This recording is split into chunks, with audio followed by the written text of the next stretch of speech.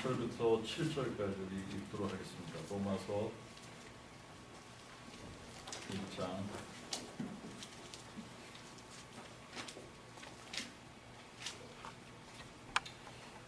1절부터 7절까지. 예수 그리스도의 종 바울은 사도로 부르심을 받아 하나님의 복음을 위하여 부르심을 받았으니 이 복음은 하나님이 선지자들을 통하여 성령의 미리 약속하신 그의 아들에 관한 것으로 그가 육신으로는 다윗의 혈통에서 나셨고 성령의 영으로 부활하시어 능력으로 하나님의 아들로 인정되셨으니 곧 우리 주 예수 그리스도시라. 우리가 그로 말미암아 은혜와 사도의 직분을 받아 그의 이름을 위하여 믿음에 순종케 하니 너희도 그들 중에서 예수 그리스도의 부르심을 입은 자들이니라. 로마에서 하나님의 사랑하심을 받고 성도로 부르심을 입은 모든 자에게 하나님 우리 아버지와 주 예수 그리스도로부터 은혜와 평강이 너희에게 있을지어다.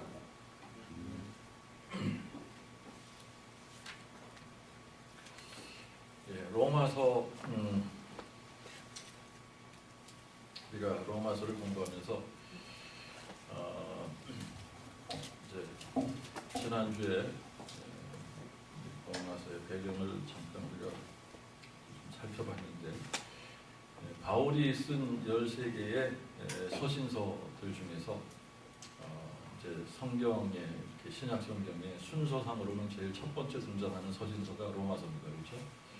제일 첫 번째 로마서가 등장을 하는데,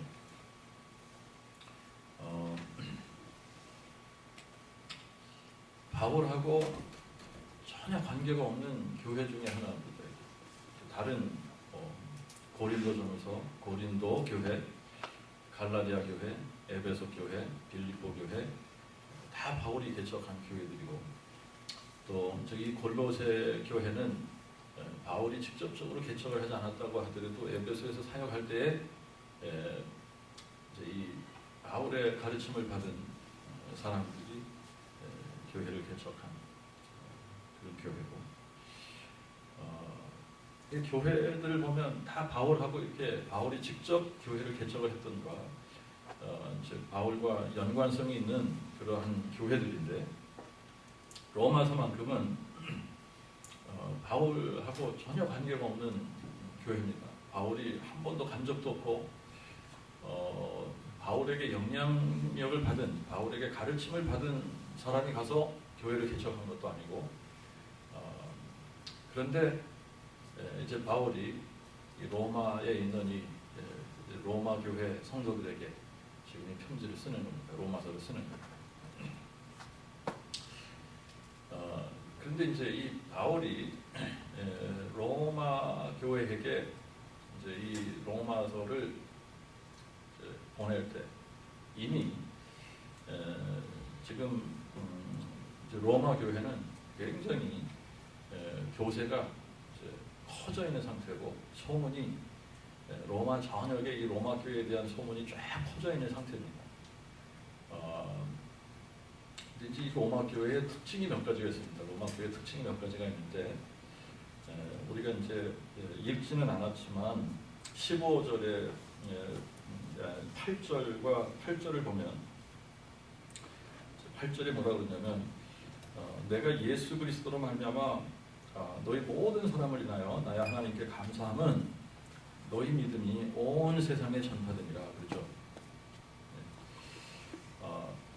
이미 이 로마 교회에 대한 믿음, 로마 교회 사람들에 대한 믿음이 로마 전 지역에 퍼져 있었단 말입니다. 그래서 이 로마 교회를 모르는 사람들이 없을 정도로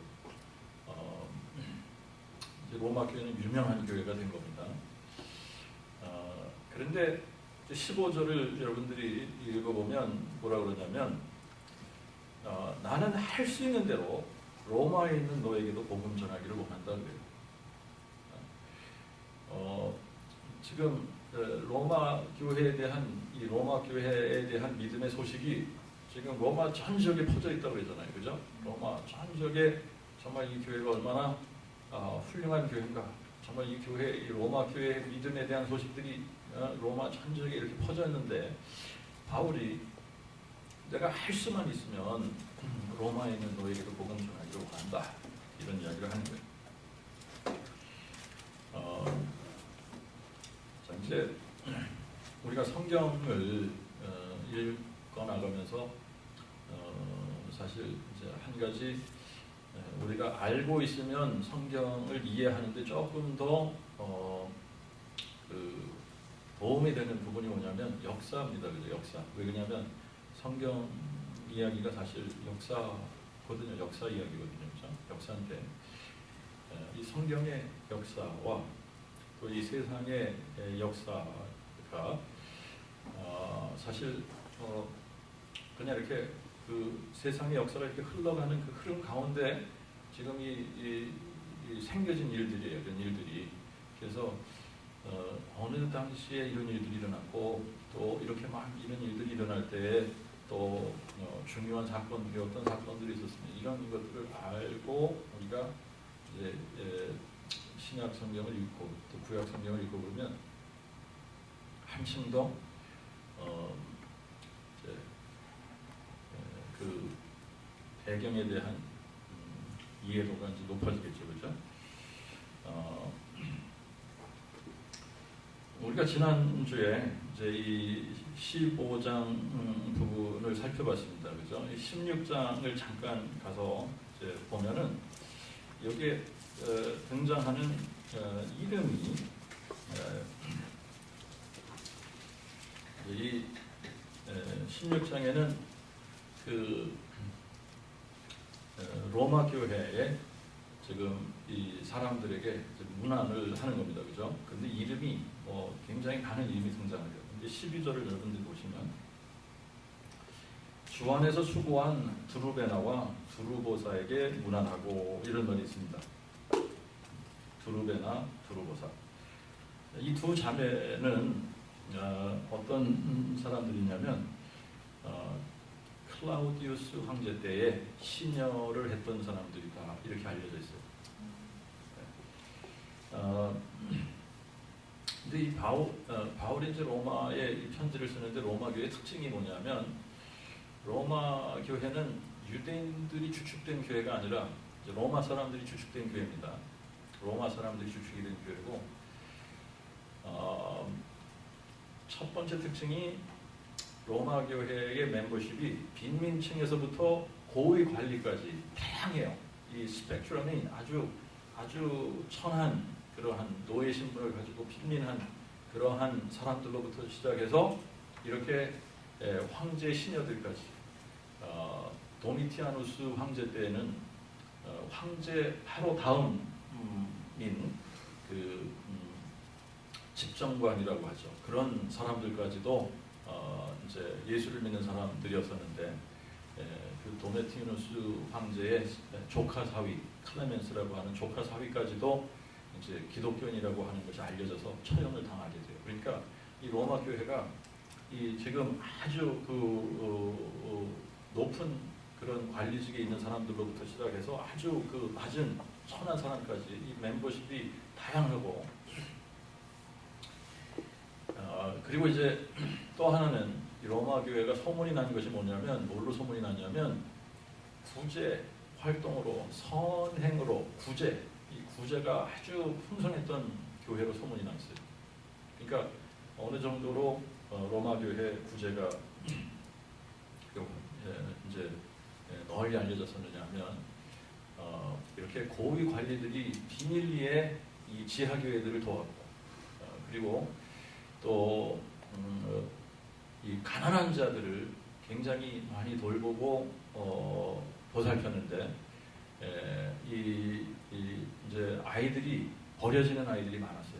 버려지는 아이들이 이제 이런 버려지는 아이들이 많았는데 이런 버려지는 아이들을 데려다가 기른 사람들이 다 이런 예수 믿는 사람들이었다는 거예요. 그리고 이제 이 심지어는 어느 정도냐면 자기네들이 그 걸리면은 처형을 당하는데도 불구하고 간수들을 매수해서 감옥에 갇힌 자들을 돌아보고 병자들을 돌아보고 그래서 마치 그 마태복음 25장에 나오는 이 양과 염소의 그 비유 중에서 정말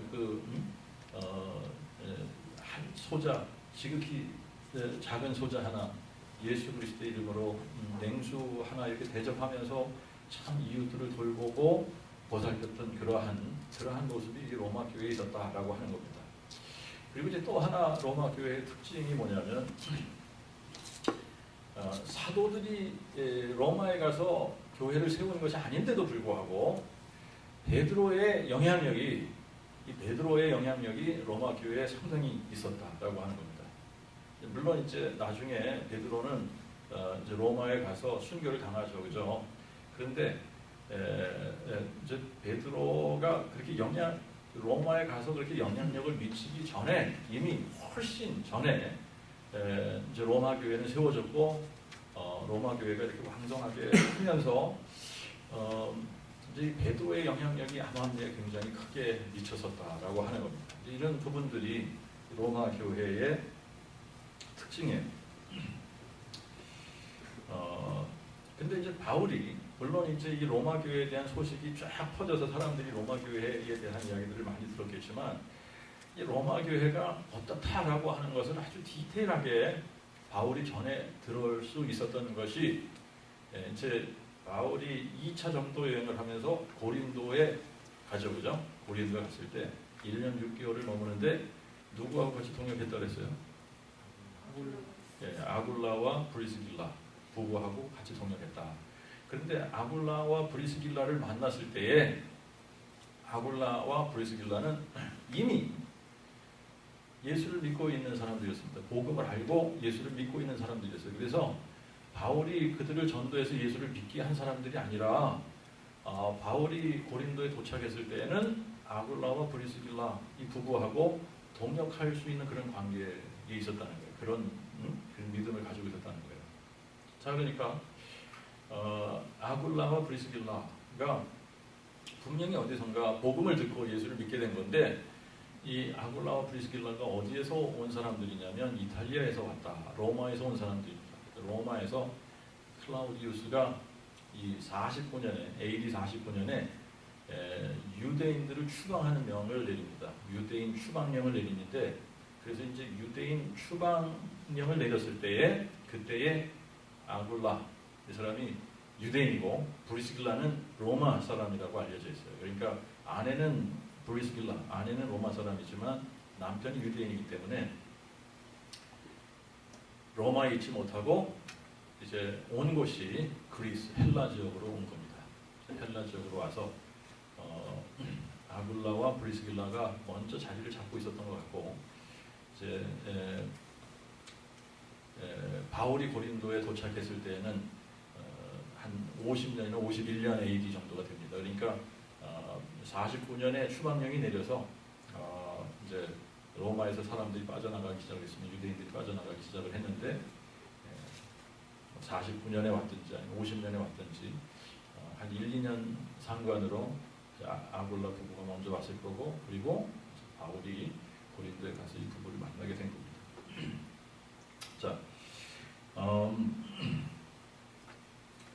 그래서 이제 바울이 지금 이 로마 교회에 대한 소식을 아주 상세하게 이 아굴라와 브리스길라 이 두 사람으로부터 로마 교회에 대한 소식을 많이 이렇게 전해 들었을 거예요. 네. 근데 이제 그러면 이제 성경에 참 이게 이제 성경에 이게 그렇게 중요한 게 아니기 때문에 뭐 기록된 건 아니겠지만 그래도 이제 궁금한 게 뭐냐면 그러면 예수님이 십자가에 달리시고 오순절 그 사건이 다 예루살렘에서 일어났고 이제 그 예루살렘에서부터 사도들이 복음을 들고 이렇게 나가서 교회들을 세우고 뭐 이러면서 복음을 전파하기 시작을 했는데 어떻게 이 로마에 이렇게 일찌감치 이렇게 일찍이 사도들이 가서 복음을 전하지 않았는데도 불구하고 여기에 교회가 세워져서 이렇게 그 구제와 선행과 이런 것들로 벌써 소문이 날 정도가 되었느냐라고 하는 겁니다.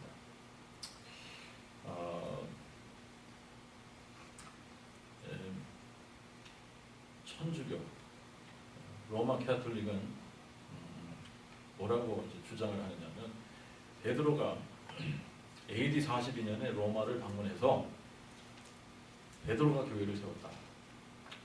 이렇게 주장을 합니다만 시기적으로 보면 베드로는 그 당시에 어디에 있어야지 되느냐면 예루살렘에 있어야 돼요. 예루살렘에 44년까지 있었습니다. 그러니까 이 시기적으로 맞지 않는 거예요. 시기적으로 로마에 가서 베드로가 복음을 전하고 교회를 세울 그런 이게 카톨릭의 주장은 억지를 쓰는 거고 좀 무리수가 있습니다. 대부분의 주석가들은 어떻게 이 부분을 보느냐면 여러분 오순절날 흩어져 있던 유대인들이 이제 이 유대인들이 유월절을 지키러 왔다가 예루살렘에 머물어서 오순절까지 지키고 갔다 그랬잖아요, 그죠? 자, 그런데 오순절에 그 사도행전 2장을 여러분들이 읽어보면 오순절에 예루살렘에 있었던 흩어져 있던 유대인들 중에 이 순례를 하기 위해서 예루살렘에 왔던 유대인들 중에 로마에서 온 유대인들이 있다라고 하는 겁니다. 그래서 이 로마에서 온 유대인들이 베드로의 설교를 듣고 회심하고 예수를 믿고 그리고 로마로 가서 교회를 세웠다. 근데 이제 이게 그럴듯한데 약간 이제 문제가 있는 게 뭐냐면 로마 교회의 조직이 유대인들의 조직하고 다르다라고 하는 겁니다. 네? 그리고 유대인들이 로마 사람들에게 그렇게 막 미움받고 추방령도 내리고 나중에 그러잖아요, 그렇죠? 그런데 이 유대인들이 로마 사람들에게 막 복음을 전했다. 이게 약간 유대인들 여러분들 아시죠? 유대인들이 처음에 이렇게 예수를 믿게 되더라도 항상 이제 바울이나 다른 사도들이 가서 교회를 개척하고 나면 이제 교회에 문제거리가 되는 사람들이 있었어요. 할레파 유대인들, 유대주의자들 이런 사람들이 계속 이 1세기에도 그 교회들의 문제를 제공하는 그러한 이제 소스였단 말입니다. 문제를 제기하는 그런 사람들이 유대인들 중에서 있었단 말이에요. 그래서 이게 이제 이 오순절에 여기에 왔던 사람들이 가서 로마에 가서 복음을 전하고 그 사람들이 유대교를 그 사람들이 로마 교회를 세웠다. 그런데 로마 교회의 주축을 이루는 사람들이 유대인들이 아니라 로마 사람들이다. 이게 맞지 않는 겁니다. 이게 여러 가지로 이제 이것도 약간 설득력이 없는 그런 부분이에요. 이제 어떤 사람들은 또 어떻게 보느냐면 그게 아니라 스데반이 순교했을 때에 예루살렘 교회가 흩어지기 시작했다. 이 예루살렘 교회가 흩어지기 시작하면서 사람들이 안디옥에서도 이방인들에게 복음 전하고 구브로에 가서도 이렇게 복음을 전하다가 또 이방인들이 또 예수를 믿게 되고 그래서 이런 사람들이 로마까지 가서 복음을 전하고 로마 교회를 세운 것이 아니냐. 근데 이것도 또 설득력이 없어. 이거를 뒷받침하는 그러한 자료들이 거의 없습니다.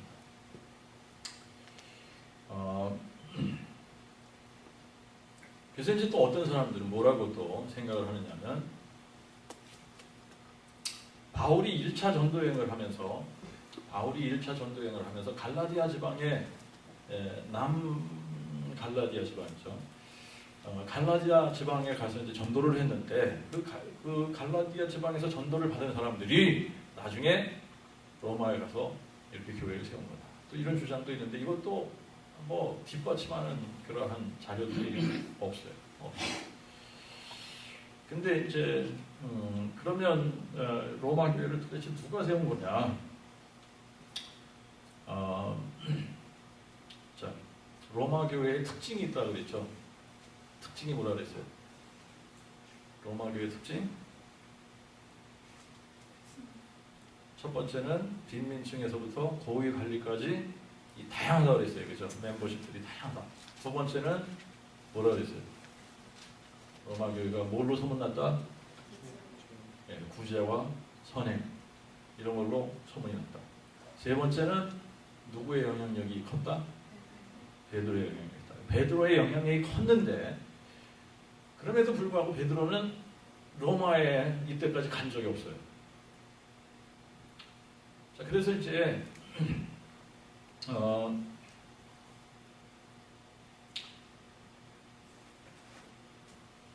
가장 가능성이 있는 사람을 하나 우리가 이제 성경에서 찾아봐야 되는데,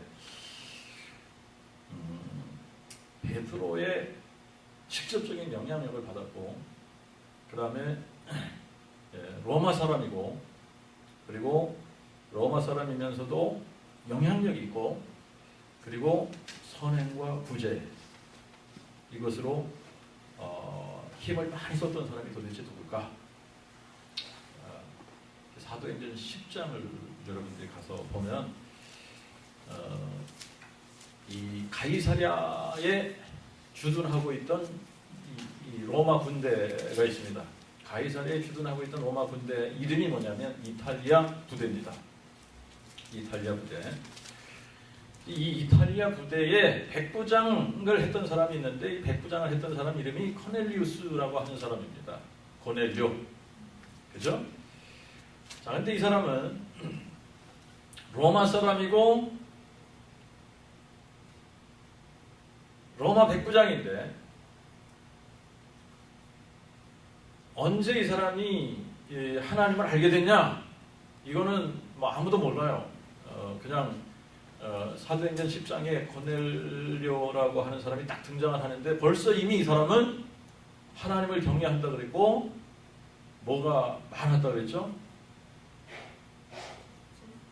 구제가 많았다. 많은 사람들을 구제했다. 이렇게 나옵니다. 하나님을 경외했고, 뭐에 힘쓴 사람이냐? 선행과 구제를 힘썼던 사람이고, 또 그러면서 하나님 앞에 기도했던 사람이고, 그래서 이것이 하나님 앞에 상달됐다라고 하는 겁니다. 그래서 하나님께서 이 사람에게 누구를 연결시켜 주느냐? 너 가서 너의 구제, 너의 기도가 나에게 상달됐다. 그러니까 이제 너는 사람을 보내서 요포에 가서 그 베드로라고 하는 사람, 베드로라고 하는 시몬 베드로를 청해서 너한테 와서 복음을 전해달라고 해라. 이제 사람들을 보내잖아요, 그죠? 사람들을 보내는데 그때 이제 이 베드로가 환상을 보게 됩니다, 그죠? 환상. 하늘에서 이 부정한 음식들이 막 내려오면서 먹으라고 그러는 거예요, 그죠? 그러니까 한 번도 저는 이런 음식 먹어본 적이 없는데 안 됩니다. 그러니까 또 조금 있다가 또 똑같은 환상 보여주면서 내가 먹어라. 내가 깨끗하다고 그러는데 네가 뭔 잔말이냐. 그런데 이제 그러고 나서 누가 밖에서 베드로를 찾아요? 이방인들이 베드로를 찾는단 말입니다. 여러분들 이 베드로 이제 유대인과 이방인들의 관계를 우리가 좀 이해해야 되는데, 유대인들은 자기네들만 선민이다라고 하는 의식이 있었어요, 그죠? 자기네들만 선민이고 자기네들만 거룩한 백성이고, 그래서 이방인들은 다 부정하다. 그래서 이방인들하고 함께 먹거나 이방인들하고 교제하는 것이 유대인들에게는 금지되어 있었습니다. 자, 그런데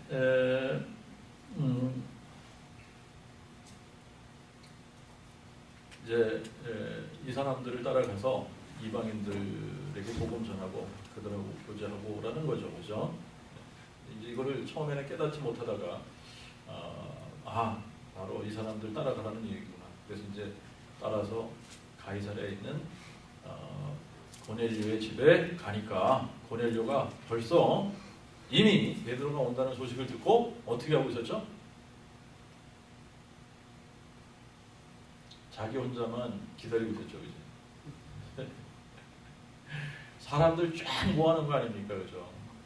네? 뭐 자기 형제, 친족, 뭐 친구들, 자기 주변에 아는 사람들 쫙 모아놓고 베드로를 기다리고 있었던 겁니다. 자, 그래서 이들에게 베드로가 복음을 전하고, 이들에게 오순절날 임했던 그 성령의 역사처럼 성령의 역사가 있고, 그리고 이들이 세례를 받게 되는 겁니다. 그죠? 자, 그런데 이제 한 가지 역사적으로 어떤 일들이 이제 이런 기간에 있었느냐 하면, 이제 로마의 이제 로마를 공화국으로 만든 줄리어스 시저는 황제 타이틀을 못 받았죠, 그죠? 그런데 이제 아구스토부터 이제 첫 번째 황제가 되는 겁니다. 아구스토. 그다음에 티베리우스.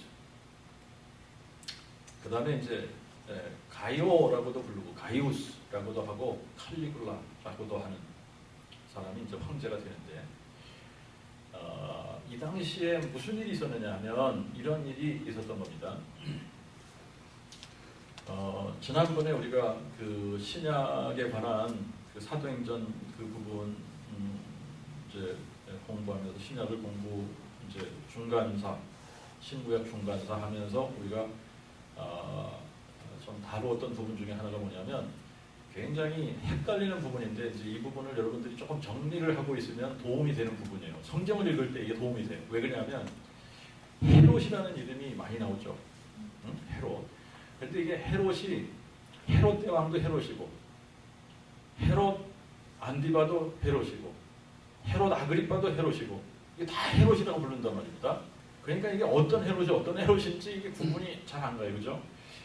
근데 이제 예수님이 태어날 당시에 헤롯을 헤롯 대왕이다 그렇게 부릅니다. 예수님이 태어날 당시에 헤롯 대왕을 이야기합니다. 그런데 그 헤롯 대왕에게는 5명의 아내가 있었어요. 5명의 아내. 그 중에 클레오파트라. 이 클레오파트라는 이집트의 클레오파트라가 아니라 예루살렘의 클레오파트라. 예루살렘의 클레오파트라라고 하는 아내에게서는 헤롯 빌립 2세를 낳은 거고 도리스라고 하는 이제 아내가 있습니다. 도리스에게서는 안티파터라고 하는 아들을 낳았는데 이 사람은 헤롯이 자기가 죽기 사흘 전에 처형을 시켜버려요. 그리고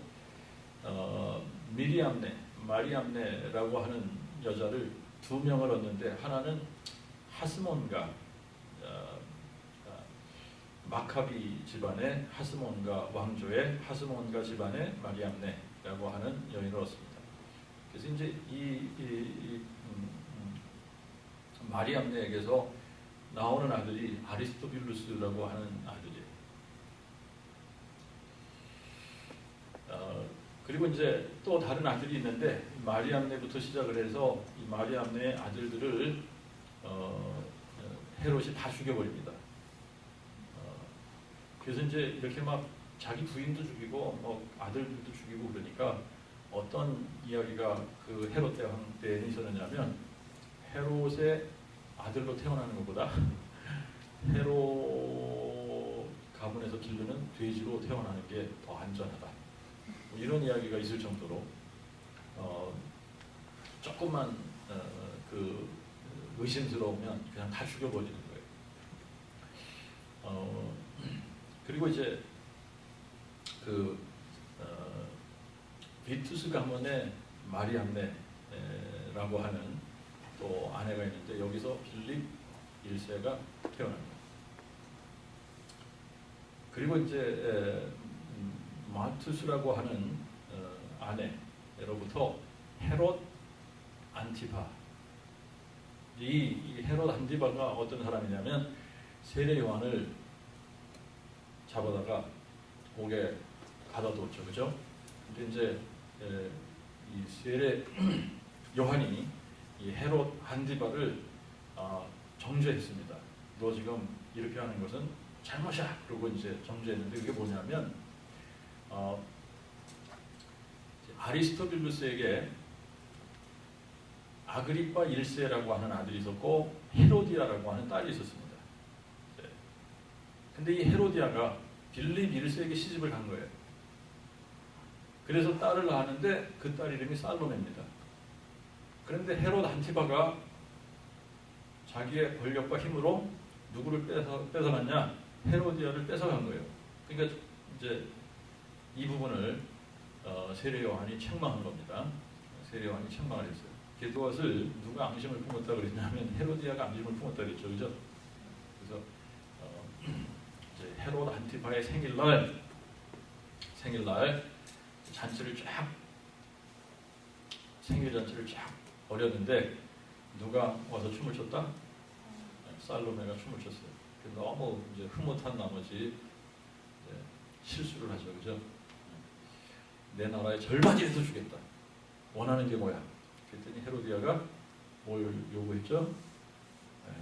그래서 이제 세례 요한을 죽인 사람이 지금 헤롯 안디바입니다. 헤롯 안디바. 자, 이런 일이 벌어질 때 그 아리스토블루스의 아들인 아그리빠는 로마로 망명을 했어요. 로마로 망명을 했습니다. 로마로 망명을 해서 거기서 공부를 하면서 이제 로마에 가서 유학을 하고 거기서 이제 공부를 하면서 친해진 사람이 있는데 그 사람이 누구냐면 가이우스입니다. 칼리굴라라고 알려진 로마의 황제가 되죠, 나중에. 근데 이 칼리굴라하고 아주 절친한 사이가 돼요. 절친한 사이가 돼서 칼리굴라가 로마의 황제가 되고 나서 AD 39년에는 무슨 일을 아그리빠를 위해서 어떤 일을 하느냐면 안티파를 제거하고 그 자리에 아그리빠를 앉히는 겁니다. 근데 이 아그리빠 1세가 누구냐? 여러분 사도행전을 읽다가 보면 사도 야고보를 잡아서 죽이죠, 그죠? 이게 아그리빠 1세예요. 네? 사도 야고보를 죽인 사람 아그리빠 1세. 근데 이제 사도 야고보를 죽였을 뿐만 아니라 이 아그리빠 1세가 무슨 짓을 하냐면 베드로까지 잡아서 옥에 가둡니다, 그죠? 근데 왜 이 일을 했느냐라고 하는 겁니다. 왜 이런 일을 했느냐? 아그리빠 1세가 왜 이 짓을 했느냐면 유대인들에게 환심을 사기 위해서 그랬다. 성경은 그렇게 기록하고 있어요, 그죠?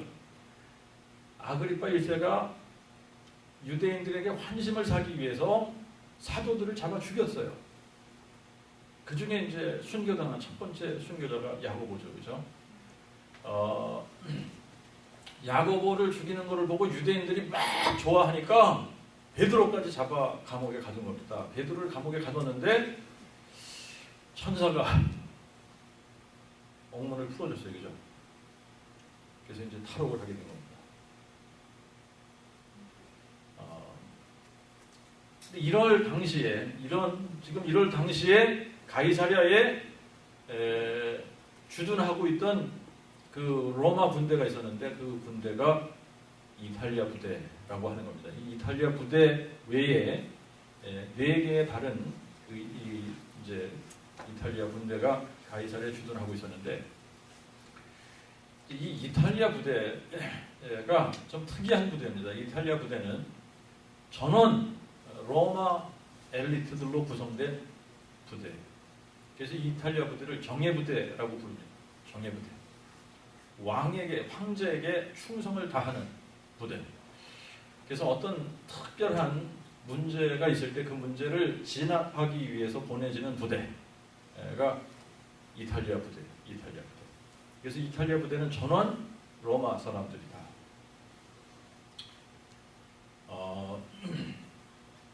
근데 지금 왜 별 특별한 일이 없는데도 불구하고 이탈리아 부대가 지금 가이사랴에 주둔하고 있었느냐라고 하는 겁니다. 가이사랴에 왜 주둔하고 있었느냐? 가이사랴에 주둔하고 있었던 이유는 이겁니다. 여러분들이 이제 그 로마 역사를 이렇게 공부하다 보면 뭐 이제 이 황제가 되면 약간 이게 정신착란 증세를 일으키는 사람들이 생기는가 봐요. 너무 그 권세를 막 갑자기 쥐고 흔들다가 보면 그냥 뭐 사람이 이상해지는지. 이 가이우스 칼리굴라가 이제 이제 정신병자입니다. 정신병자. 아주 브릴리언하고 똑똑했었는데 이 정신병 증세를 일으키면서 아주 난폭해지고 그러니까 이제 친위대에서 암살을 해요. 그리고 칼리굴라의 숙부인 클라우디우스를 황제로 추대를 합니다. 그래서 이제 칼리굴라가 암살을 당하니까 그 속주들을 단속을 해야 되는데 이제 위험 인물로 이렇게 딱 등장한 사람이 아그리파 1세예요. 왜 그러냐면 아그리파 1세가 누구 때문에 출세했다? 칼리굴라 때문에 출세했단 말입니다. 칼리굴라하고 아주 친한 사이였었단 말이죠. 그래서 혹시 유대 지방에서 또 이런 그 반란이나 이런 사건들이 일어나지 않을까 싶어서 이탈리아 부대를 여기다가 주둔시켜 둔 겁니다.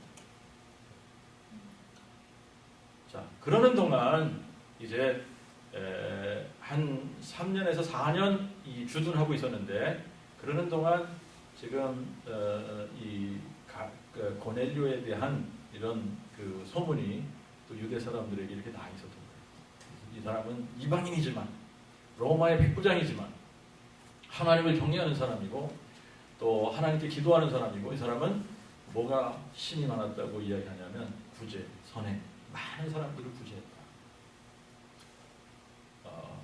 그래서 이제 하나님께서 그것을 참 기쁘게 여기신 겁니다. 하나님께서 그것이 참 기쁨이 돼서 하나님께서 이 사람을 구원하기 위해서 베드로를 보내서 복음을 전하고 성령을 선물로 주시고 그리고 세례를 주게 한 겁니다. 자, 그러니까 이 정도 되면 고넬료가 누구에게 직접적인 영향력을 받았다라고 볼 수 있죠? 베드로. 그리고 이제 이탈리아 부대는 이제 베드로에게 이런 이제 그 세례를 받고 복음을 듣고 세례를 받고 그러고 나서 사실 얼마 안 있다가 로마로 다시 돌아가게 돼요. 로마로 다시 돌아가게 되는데 여러분들이 어떤 부분을 가서 읽으시냐면 사도행전 우리 잠깐 가서 봅시다. 이제 이 기록이 사도행전 12장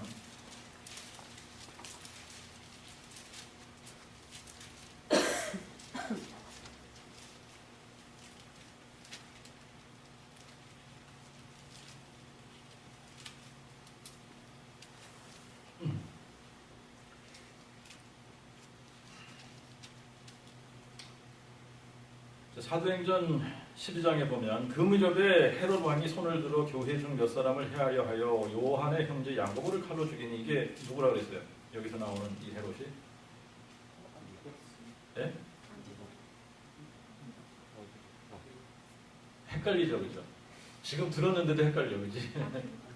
네? 아그리파 1세. 이게 아그리파 1세입니다. 그래서 야고보를 칼로 죽이니까 유대인들이 기뻐했어요. 그래서 이제 베드로를 잡으려고 했던 겁니다. 베드로를 잡아서 옥에 가두었는데 아주 엄청 심하게 아주 그냥 이렇게 이제 파수꾼을 두고 지켰는데도 불구하고 천사가 베드로를 풀어주잖아요, 그죠? 옥문을 열고 이렇게 나오게 돼요. 자, 그래서 이제 베드로가 탈옥하고 나서 얼마 있다가 20절을 보십시오. 20절을 보면 헤롯이 두로와 시돈 사람들을 크게 노여워하나 그들이 한 마음으로 그에게 나와 왕의 침소 맡은 신하 블라스도를 설득하여 화목하기를 청하니 이는 저희 지방이 왕의 영토에서 나는 식량을 먹는 연고더라. 헤롯이 한날을 택하여 왕복을 입고 왕좌에 앉아 그들에게 연설하니 백성들이 외쳐 이것은 신의 소리요 사람의 소리가 아니라 하며 헤롯이 영광을 하나님께 돌리지 아니하는 고로 주의 천사가 즉시 치시니 그가 벌레에 먹혀 죽으니라. 그렇게 나와 있습니다. 그죠? 자, 이제 이게 역사의 기록하고 딱 일치가 됩니다. 역사의 기록하고 딱 일치가 되는데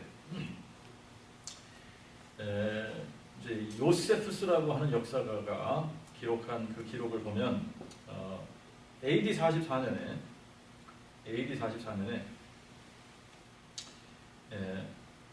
아그리파 1세가 가이사랴의 군중 집회를 엽니다. 근데 이 군중들을 모아놓고 이제 자기가 연설을 하는데 은으로 만든 옷을 입고 나갔다.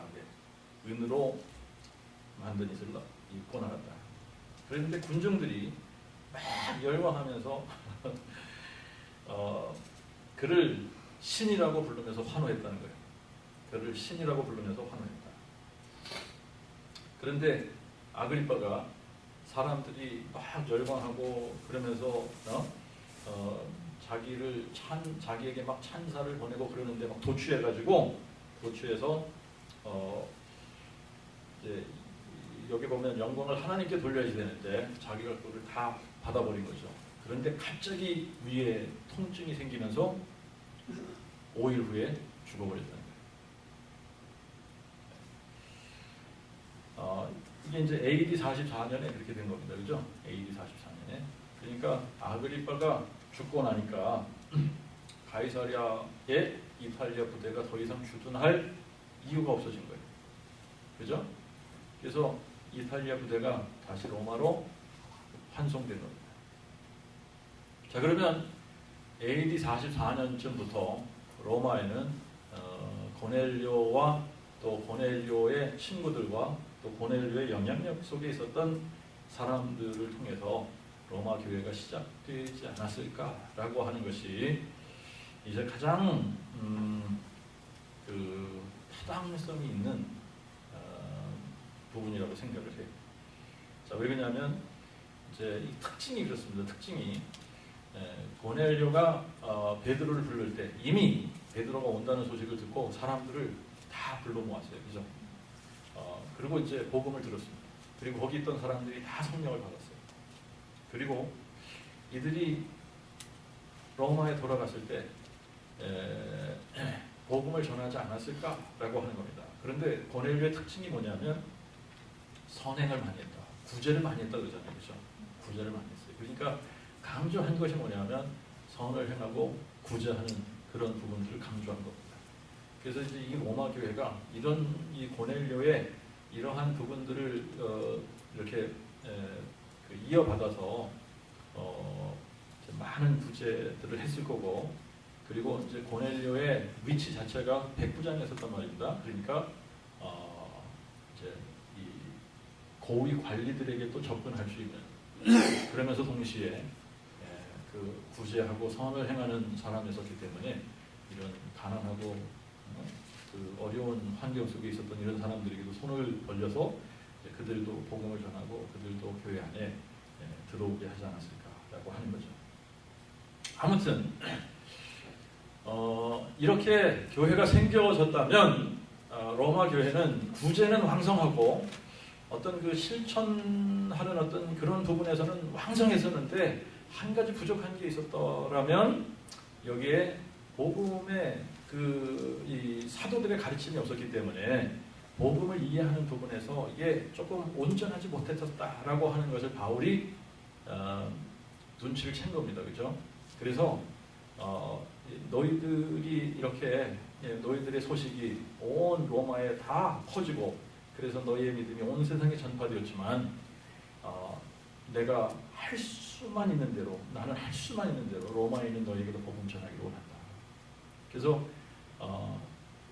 좀 너무 귀하고 너무 감사한데 이제 너희들이 이 교리적으로 이 복음의 이런 진리를 조금 더 확실하게 이렇게 알고 있으면 좋겠다. 이런 마음을 가지고 로마서를 쓰는 거고, 그리고 이제 여러분들 우리가 고린도 전후서도 공부하고 했지만 지금 이제 문제 중에 하나가 뭐냐면 이런 1세기의 이런 교회들에게도 어떤 문제들이 있었느냐, 이단들이 가서 계속 그 거짓된 교리들을 가르쳤다라고 하는 겁니다. 잘못된 교리들을 가르쳤기 때문에 로마 교회 안에도 지금 어떤 문제들이 있었느냐면 잘못된 교리들이 들어왔고 그 다음에 바울을 비방하는 그런 말들이 있었어요. 바울을 비방하는. 그래서 이제 우리가 공부를 하다 보면 그런 부분들이 이제 이제 보이기 시작하고 이제 그런 부분들을 우리가 다루겠지만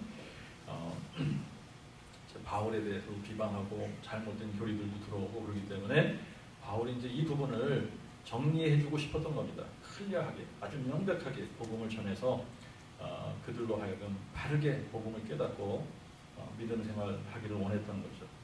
자, 그래서 이제 로마서를 써나가는 거예요. 로마서를 써나가는데 우리가 읽은 1절부터 7절의 내용을 보면 바울이 자기하고 로마 교회 사람들하고 전혀 관계가 없는 그런 사이이기 때문에 무엇을 그들에게 심어줘야지 되느냐면, 내가 너희들에게 이렇게 이런 부분을, 이런 편지를 쓸 수 있는 사람이야 라고 하는 자격이 있다, 나는 이런 자격이 있는 사람이다 라고 하는 그 자기의 크리덴셜스를 보여줘야지 되는 겁니다. 그죠? 여러분, 만약에 바울이 이런 편지를 써서 로마 교회에 보낼 그런 그 권위나 그런 자격이 없다라고 한다면, 로마 교회 사람들이 뭐 그냥 소문만 들어서 알고 있는 바울인데, 뭐 진짜 그 사람이 진짜 바울인지, 바울이라는 이름도 되게 많고 그런데 어떻게 할 거예요, 그죠? 네?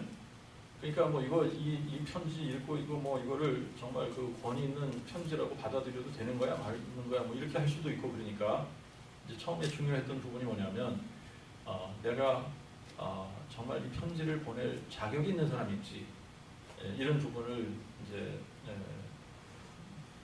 인사하면서, 문안하면서 이제 그런 부분들을 이렇게 로마 사람들에게 보여주는 겁니다. 그래서 이제 첫 번째 인사가 이거예요. 예수 그리스도의 종 바울은 사도로 부르심을 받아 하나님의 복음을 위하여 구별됨을 받았다. 그럽니다. 그런데 뭐라고 지금 여기서 자기 자신을 소개하느냐면, 이제 우리 표현으로는 예수 그리스도의 종 바울, 이게 이제 아주 감이 확 오는 부분이 아닙니다만, 이제 이 로마 사람들에게는 이게 이제 굉장히 자기들하고 아이덴티파이가 이렇게 잘 되는 그런 부분이에요. 왜냐하면 자기를 사도라고 이렇게 하기 전에 뭐라고 자기를 소개하냐? 파울로스. 나 바울은 예수 그리스도의 둘로스다. 여기서 이제 종이라고 하는 그 표현이 둘로스입니다. 둘로스인데, 이 둘로스는 노예를 의미하는 노예. 나는 예수 그리스도의 노예다, 이렇게 표현한 겁니다. 근데 왜 이게 이제 이 로마 교회 사람들하고 약간 이렇게 아이덴티파이가 되느냐면, 로마는 엄청나게 많은 노예들이 살고 있었어요. 로마에 왜 이렇게 노예들이 많으냐? 로마가 가서 전쟁을 하고 이기면 돌아오는 길에 포로들을 끌고 오면 그 사람들이 다 노예가 되는 거예요. 그러니까 뭐 노예들 그냥 막 이 로마 시민들은 그냥 뭐 놀고 먹고 그러면서 그냥 다 누구 일, 그냥 허드렛 일 이런 건 다 누구시 그냥 노예들이 다 하는 거예요. 노예들이 다 해요. 이 노예들이 이렇게 많았어요. 그런데 이제 그 노예들 중에는 지식이 있고 지식층에 엘리트인 노예들도 있었고, 그렇지 않은 노예들도 있었는데, 이렇게 이제 지식이 있고 이런 노예들을 로마 사람들이 뭘로 이제 삼았느냐면, 자기 집에 가정교사, 이런 식으로 이제 여러분들이 이제 몽학 선생이라는 성경에 이렇게 있다고 몽학 선생이라는 얘기가 나오죠, 그죠? 몽학 선생으로 삼아서 자기 집에 가정교사로 그렇게 이제 삼고, 그리고 이제 그런 지식층의 그런 노예들은 조금 대우를 해주고 그랬지만, 거의 대부분의 그런 노예들은 그냥 뭐 권리도 없고 권한도 없고, 이런 사람들은 그냥 완전히 물건 취급당하는 그런 사람들이었단 말이죠. 근데 바울이 자기 자신을 소개하면서 나도 노예다. 나는 자유인이지만 나는 스스로 예수 그리스도의 노예야. 나는 나의 모든 권리를 예수 그리스도 앞에서 포기한 사람이야.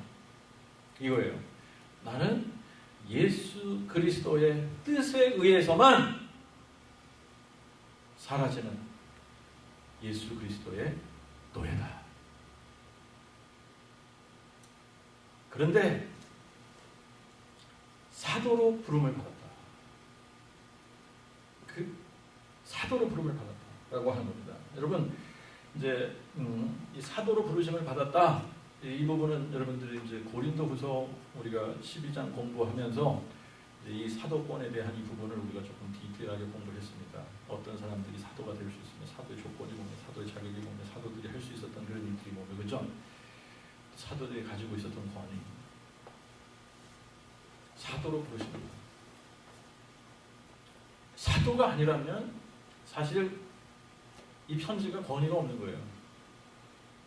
로마 사람들이 이걸 받아서 읽고 뭐 그냥 그런 편지 중에 하나네 그러고 그냥 버릴 수도 있는 거고 귀하게 여기지 않을 수 있는 겁니다. 그런데 사도의 권위를 가지고 이 편지를 쓴다는 거예요. 사도의 권위를 가지고. 자, 사도로 부르심을 받아 무엇을 위해서 구별됐냐? 하나님의 복음을 위해서 구별됐다라고 하는 겁니다. 하나님의 복음을 위해서 구별됐다. 굉장히 중요한 표현입니다.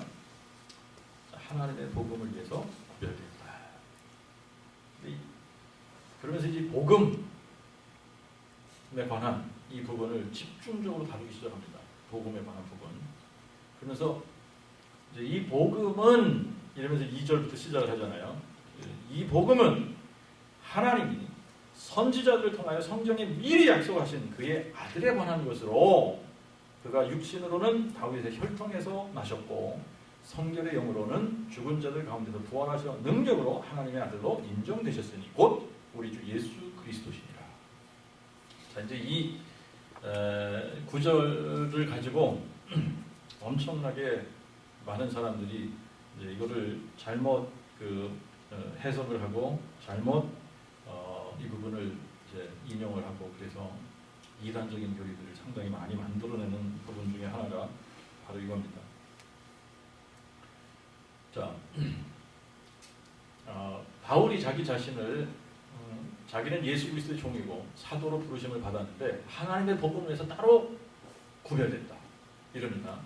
그러면 바울은 뭐에 대해서 정통한 사람이 되어야 되냐면 복음에 대해서 하나님의 복음이 뭐냐? 하나님의 복음을 설명할 수 있는 정통한 사람이 돼야 돼요. 그죠? 하나님이 이거를 위해서 따로 세웠으니까 이것을 위해서 따로 세웠고 이 복음의 일을 위해서 사도로 불렀기 때문에 복음이 뭐냐? 이 부분에 대해서는 정통한 사람이 되어야 되는 겁니다. 그래서 바울이 이 복음에 관한 이야기를 이렇게 시작을 하는 거예요. 이 복음이 뭐냐면 하나님이 선지자들을 통해서 성경에 미리 약속하신 그의 아들에 관한 것이다. 여기서부터 이제 우리가 바르게 정리를 해나가야 됩니다. 이게 이제 첫 단추를 잘못 끼면 이게 다 잘못되잖아요, 그죠? 아들에 관한 이 부분에 대해서 상당히 많은 사람들이 오해하거나 잘못 생각하고 그래서 잘못된 이단적인 교리들을 이제 만들어내는데 그게 뭐냐면 봐라 이 아들 예수 그리스도는 하나님보다 열등한 사람이다 라고 하는 거예요. 봐 예수 그리스도는 다윗의 혈통으로 나서 성결의 영으로 죽은 자들 가운데서 부활해서 능력으로 하나님의 아들로 인정됐다고 그러잖아. 그러니까 하나님이 그렇게 하신 거니까 하나님보다 열등한 거야. 인페리어하다. 라고 얘기하는 겁니다. 그래서 하나님, 예수 그리스도를 하나님하고 동등으로 여기지 않는 겁니다. 하나님하고 차별을 시키는 거예요. 어떻게? 인페리어하다. 이 아들로 이제 지금 우리 말로는 아들로 인정되셨으니 이렇게 번역을 했습니다만 또 영어로는 He was declared the Son of God 그렇게 표현을 했습니다. 하나님의 아들로 무엇이 되었다라는 거예요? 선언되었다. 선언되어졌다. 이렇게 번역을 했습니다. 이제 이 원어는 호리조라고 하는 헬라어인데 여기서 호라이전이라고 하는 영어 단어가 나온 거예요. 호라이전. 바운드리를 정했다. 뭐 이런 거기도 한데 이제 하나님의 아들로 인정했다. 하나님의 아들로 인정되셨다. 하나님의 아들로 선언되어졌다. 이런 말 때문에 여기서 이제 사람들이 봐라 예수 그리스도는 하나님이 아니었었는데 하나님의 아들로 인정된 거야. 선언된 거야. 이런 식으로 이제 잘못 성경을 풀어나가는 그러한 무리들이 있어요. 자, 그래서 이제 이 부분을 우리가 좀 잘 정리를 해야 되는데, 히브리서를 공부하면서 사실 히브리서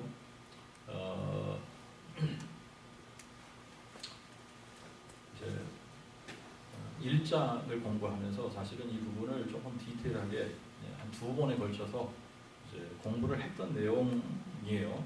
그래서 이제 여러분들이 혹시 이 부분이 헷갈린다 그러면 그 부분을 참고하시면 좋을 것 같고, 이제 우리가 잠깐 이제 복습하는 의미에서 그 부분을 제가 다시 한번 여러분들에게 좀 설명을 하고 지나가도록 하겠습니다. 여기서 보면 이제 복음이 누구에 관한 거냐? 하나님께서 미리 약속하신, 선지자들을 보내서 하나님께서 미리 약속하신 그의 아들에 관한 것이다. 그런데 그 아들에 관한 부분을 어떻게 설명하느냐면 이렇게 설명하는 겁니다. 그가 육신으로는 다윗의 혈통에서 나셨고, 성결의 영으로는 죽은 자들 가운데서 다시 살아나셨다. 육신으로 다윗의 혈통으로 오셨고, 죽은 자들 가운데서 부활하셔서 능력으로 하나님의 아들로 인정되셨다. 이런 표현을 썼습니다. 그죠?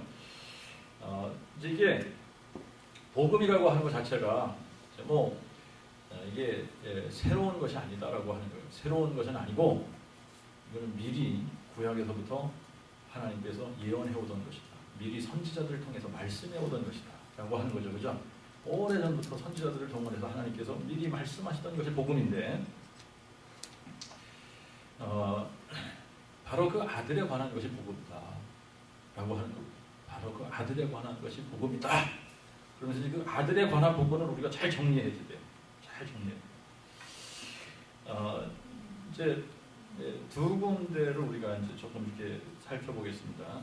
먼저 요한복음 1장으로 한번 가서 봅시다. 요한복음 1장. 이제 이 요한복음 1장 1절부터 3절을 우리가 같이 보겠습니다. 요한복음 1장 1절부터 3절. 태초에 말씀이 계시니라. 이 말씀이 하나님과 함께 계셨으니 이 말씀은 곧 하나님이시니라. 그가 태초에 하나님과 함께 계셨고 만물이 그로 말미암아 지은 바 되었으니 지은 것이 하나도 그가 없이는 된 것이 없느니라. 자,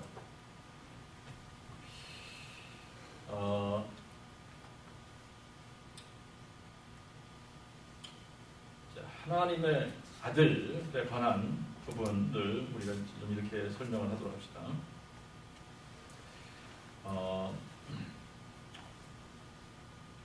아들이라고 하는 것이 하나의 타이틀이라고 여러분들이 생각을 하셔야 돼요. 아들, son, 타이틀입니다. 이게. 근데 이 아들이라고 하는 타이틀이 있기 전에, 그분은 누구시냐라고 하는 거예요. 이 아들, 처음부터 아들이었냐? 아니다라고 하는 거예요.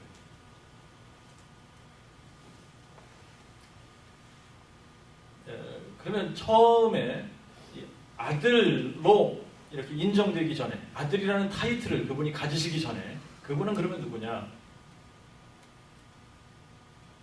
그분은 이제 우리가 요한복음 1장을 보면 태초에 말씀이 계시고, 이 말씀이 하나님과 함께 계셨고, 이 말씀은 곧 하나님이시라 그랬어요. 그가 태초에 하나님과 함께 계셨고 만물이 그로 말미암아 지은 바 되었으니 지은 것이 하나도 그가 없이는 된 것이 없느니라. 그분은 태초에 로고스로 계시던 분입니다. 말씀으로 계시던 분. 그죠? 그분은 태초에 하나님과 함께 계셨고 그분은 말씀으로 계신 분이에요. 그런데 14절을 여러분들 읽어보세요. 14절. 말씀이 육신이 되어 우리 가운데 거하심에 우리가 그의 영광을 보니 아버지의 독생자의 영광이요. 여기서부터 어떤 단어가 son이라는 단어가 쓰여지기 시작한 겁니다. 말씀이 육신이 되어 우리부터 독생자, 하나님의 아들, Son 이런 단어가 쓰여지는 겁니다.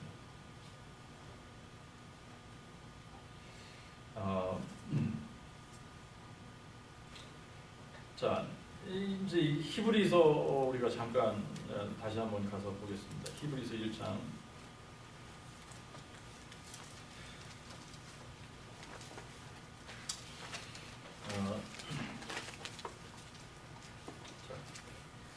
히브리서를 보면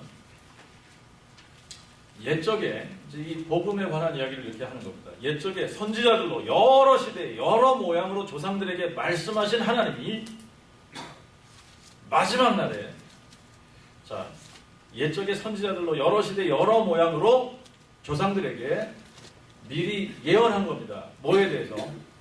아들에 관해서 예언한 거예요. 아들에 관해서. 그러다가 이 마지막 날에 아들로 우리에게 말씀하셨다. 아들이 우리에게 직접 오신 겁니다. 그러니까 하나님이 무슨 얘기냐면 태초부터 계시던 말씀으로 계시던 그 하나님이 아들로 우리에게 나타나신 거예요. 아들로 우리에게 나타나신 거예요. 그가 이 아들을 만유의 상속자로 세우시고 또 저로 말미암아 세계도 지으셨느니라. 이 아들은 하나님의 영광의 강체시요 그 본체의 형상이시다. 그러니까 아들이라는 타이틀을 가지시기 전에 그분은 하나님의 본체로 계셨던 분이다라고 하는 겁니다. 그가 또한 하나님의 능력의 말씀으로 만물을 보존하시며 친히 우리의 죄를 정결케 하신 후 존엄하신 지존자 우편에 앉으셨습니다. 자, 5절을 보십시오. 5절에서는 시편 2편 7절을 인용했어요. 그러면서 이제 이는 하나님이 전에 너는 내 아들이라 오늘날 내가 너를 낳았다 이렇게 말씀했다는 거예요. 자, 근데 여기서 이제 여러분들이 주목해야 될 것이 뭐냐면 이게 누구에 관한 거냐면 메시아에 관한 예언적인 시편입니다. 그죠? 예언의 시편이에요. 메시아에 관한 예언의 시편인데 하나님이 너는 메시아에 대해서 너는 내 아들이다. 오늘날 내가 너를 낳았다 라고 했다는 겁니다. 천사들 중에서 그렇게 한 천사들이 하나도 없다는 거죠. 근데 너는 내 아들이야. 오늘날 내가 너를 낳았다 라고 할 때에 오늘날이라고 하는 이 단어가 굉장히 중요한 표현입니다. 왜냐하면 오늘날이라고 하는 것은 indefinite한 시간이 아니라 하나님께서 정하신 어떤 날을 이야기하고 있는 거예요. definite한 그날을 이야기하고 있는 거예요. 그러면 그날이 언제냐 하면 성육신 하신 날이다라고 하는 거죠. 하나님이 인간의 몸으로 세상에 오시는 그날, 그것이 바로 오늘날이라고 하는 거예요. 그러면서 이제 히브리서 1장 5절에서는 또 다시 나는 그에게 아버지가 되고 그는 나에게 아들이 되리라 하셨느니라. 근데 여기서 어떤 부분을 인용한 거냐면 사무엘 후 7장 14절을 인용한 겁니다. 사무엘 후가 아니라 사무엘하 7장 14절을 인용한 거예요. 사무엘하 7장 14절은 여러분들이 이제 포밀리어한 성경 구절이에요. 왜냐하면 하나님께서 다윗과 언약을 맺으시는 다윗에게 주신 언약이거든요. 다윗에게 주신 언약. 다윗에게 언약을 주시는 그 부분인데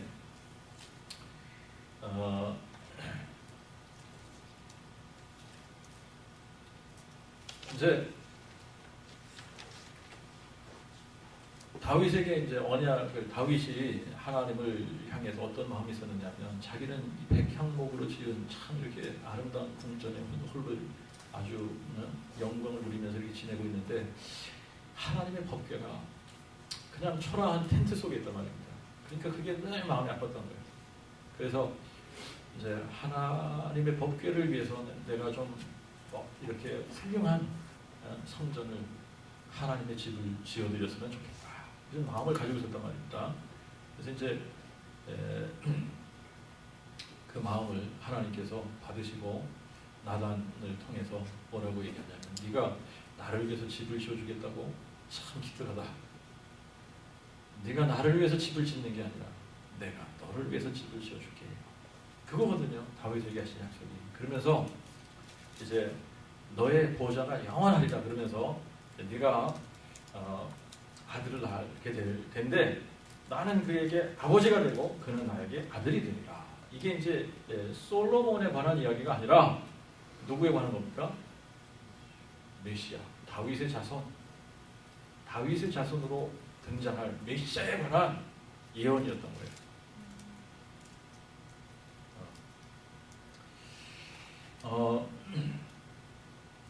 그리고 이제 8절을 여러분들이 보시면 이 아들에 관하여는 하나님이여 주의 보좌가 영원 무궁하며 주의 나라의 홀은 의로운 홀이니이다. 이제 이 부분은 시편 45편을 인용한 겁니다. 시편 45편을 인용했는데 이 시편 45편을 인용하면서 이 아들에 관하여 이렇게 이야기하는 거예요.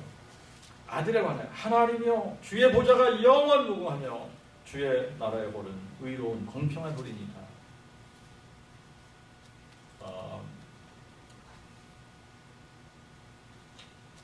여기서 하나 우리가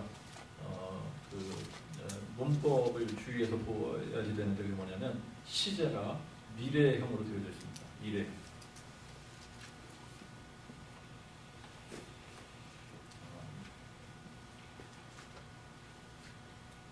나는 그에게 아버지가 되고 그는 나에게 아들이 되리라. 미래형이죠.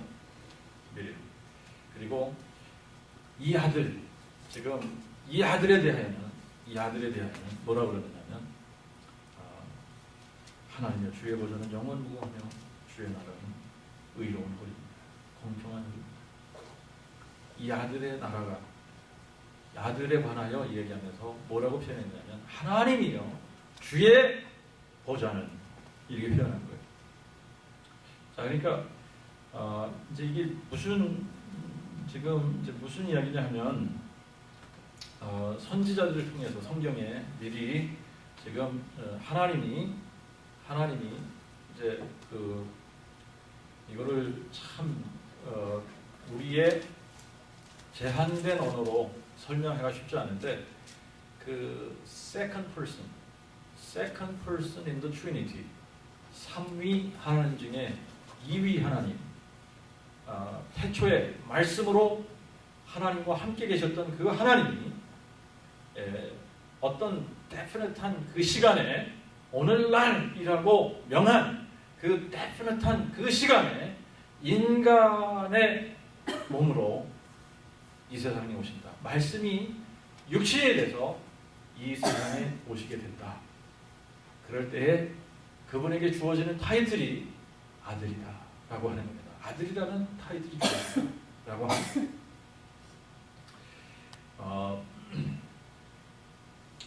자, 이제 바울은 이 비밀을 깨달은 사람이죠, 그죠? 하나님께서 직접적으로 계시도 주시고 깨닫게 해주시고 그래서 이것을 깨달은 거예요. 깨달았는데 이제 이 바울에게 어떤 사명이 있느냐면 자기가 깨달은 이 부분을 모든 사람들에게 알려줘야지 되는 사명이 있는 거예요. 그죠? 그래서 이제 우리가 누가복음도 한번 가서 보십시다. 누가복음 1장 32절, 35절을 한번 봅시다. 누가복음 1장.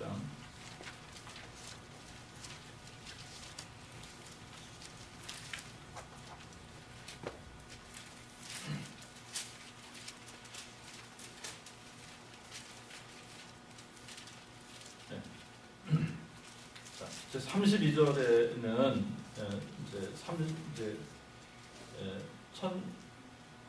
천사가 가브리엘이 마리에게 하는 얘기입니다. 그죠? 31절에는 보라 내가 잉태하여 아들을 낳으리니 그 이름을 예수라 하라 그럽니다.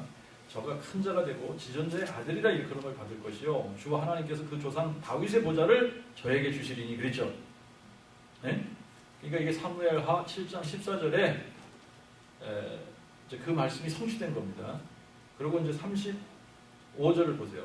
천사가 대답하되 성령이 내게 임하시고 지존자의 능력이 너를 덮으시리니 그러므로 나실 바 거룩한 자를 하나님의 아들이라 부르리라. 하나님의 아들이라 일컬으리라.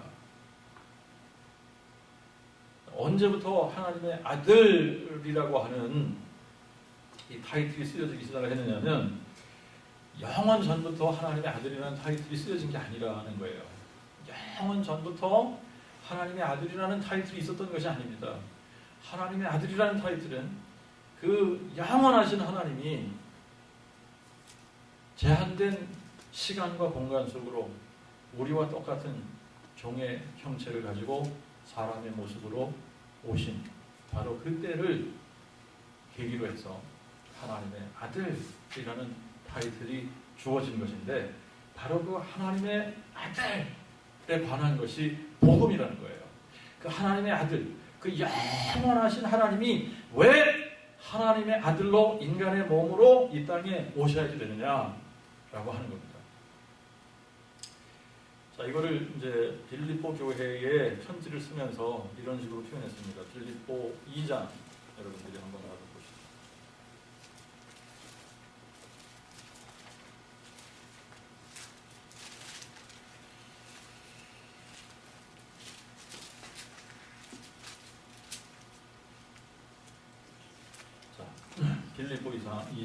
빌립보서 2장 5절부터 보겠습니다. 너희 안에 이 마음을 품으라 곧 그리스도 예수의 마음이니.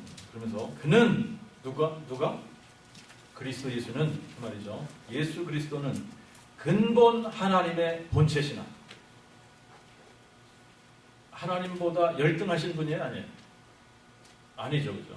그가 근본 하나님의 본체시라는 겁니다. 그가 근본 하나님의 본체시나 하나님과 동등됨을 취할 것으로 여기지 아니하시고 오히려 자기를 비워 종의 형체를 가져 사람들과 같이 되셨고 사람의 모양으로 나타나셔서 자기를 낮추시고 죽기까지 복종하셨으니 곧 십자가에 죽으심이라. 이러므로 하나님이 그를 또한 지극히 높여 모든 이름 위에 뛰어난 이름을 주사 하늘에 있는 것과 땅에 있는 것과 땅 아래에 있는 모든 무릎을 예수 이름에 꿇게 하시고 모든 입으로 예수 그리스도를 주제라 시인하게 하여 하나님 아버지께 영광을 돌리게 하셨느니라. 이게 복음이라는 겁니다. 이게 왜 영원하신 하나님이 하나님의 아들이 되시는 이런 번거로움을 취하셨냐? 그냥 영원한 하나님으로 그냥 계속 계시면 되는데 왜 하나님의 아들이라는 타이틀을 그분이 구태여 받으시면서 하나님의 아들이 되는 이 번거로움을 취하셨느냐라고 하는 겁니다. 이유가 하나밖에 없어요. 우리를 위한 그게 복음이에요. 그렇게 하신 것은 바로 우리를 위한 거라는 거예요. 우리를 위해서. 우리를 죄 가운데서 우리를 구원하셔서 흑암의 권세에 있던 우리들을 건져내서 하나님의 아들의 나라로 옮겨서 우리로 하여금 그 하나님의 아들이라는 타이틀을 가지신 그 맏아들과 공동 상속자로 우리를 만드셔서 영원토록 하나님 나라에 우리와 함께 교제하기 원하시는 그 하나님의 마음이 이 복음에 담겨져 있는 겁니다. 그게 복음이라는 거예요. 그래서 그분은 근본 하나님의 본체심에도 불구하고 자신을 하나님과 동등됨으로 취할 것을 여기지 아니하시고 종의 형체, 사람의 몸 나타나셔서 십자가에 죽으시기까지 복종하셨다. 이게 아들에 관한 복음의 메시지라는 겁니다. 이렇게 하신 이유는 궁극적으로 모든 무릎이 예수의 이름 앞에 꿇게 하시기 위함이다.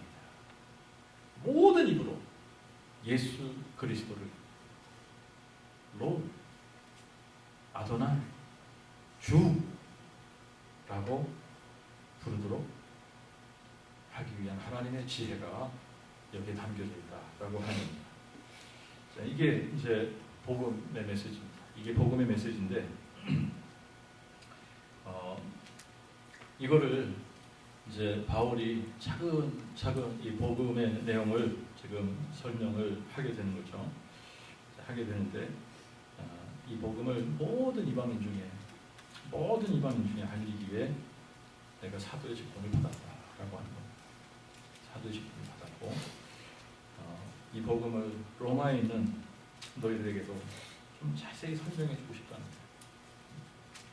그래서 편지를 복음에 관한 이 내용을 너희들에게 전할 수 있는 이 크레덴셜이 나에게 있다. 이렇게 로마 교회에게 인사를 하면서 이제 이 로마서를 이제 쓰게 되는 겁니다. 계속해서 로마서 같이 공부하도록 하겠는데 여러분들이 이제 이 로마서 공부하면서 여러 번 로마서를 또 읽으시면서 나름대로 이렇게 같이 묵상하면서 공부하면 좋을 것 같고 정말 우리를 위해 하나님의 아들의 타이틀을 취하신 영원하신 하나님, 그 하나님을 우리가 더 알아가고 또 그분과 더 가까이 다가가는 그런 귀한 시간들이 되어지기를 바랍니다. 하나님 아버지, 우리의 언어의 한계와 또 우리의 지식과 지혜의 한계 때문에 하나님의 사랑, 또 하나님의 뜻을 fully 깨닫는데 부족함이 있습니다. 주님께서 은혜를 부어주셔서 하나님의 지혜로 함께해 주시옵시고 또 우리의 능력으로 깨달을 수 없는 그런 부분들까지도 주님께서 언더스탠딩을 주셔서 하나님을 깊이 깨달아갈 수 있도록 은혜 내려주시옵시고 영원부터 계신 그 하나님, 만물을 창조하시고 그 만물이 하나님에 의해서 창조되시고 하나님을 위하여 창조되고 또 하나님에 의해 보존되고 있다고 하는 것도 저희들이 알게 해 주시옵시고 바로 그 하나님께서 인간의 모양으로 이 땅에 오시며 아들이라고 하는 그 타이틀을 취하셨다고 하는 것 저희들이 깨닫게 해 주옵소서. 그래서 그 하나님 앞에 모든 영광과 존귀와 능력을 올려드리는 저희들이 되게 도와주시옵소서. 우리의 생명이 주님께로부터 났고 우리의 모든 것이 주님의 것이오매 바울이 자기 자신을 예수 그리스도의 노예라고 고백했던 것처럼 하나님, 우리도 우리의 모든 것이 주께 속했습니다. 주님께서 우리 인생의 주권자가 되십니다.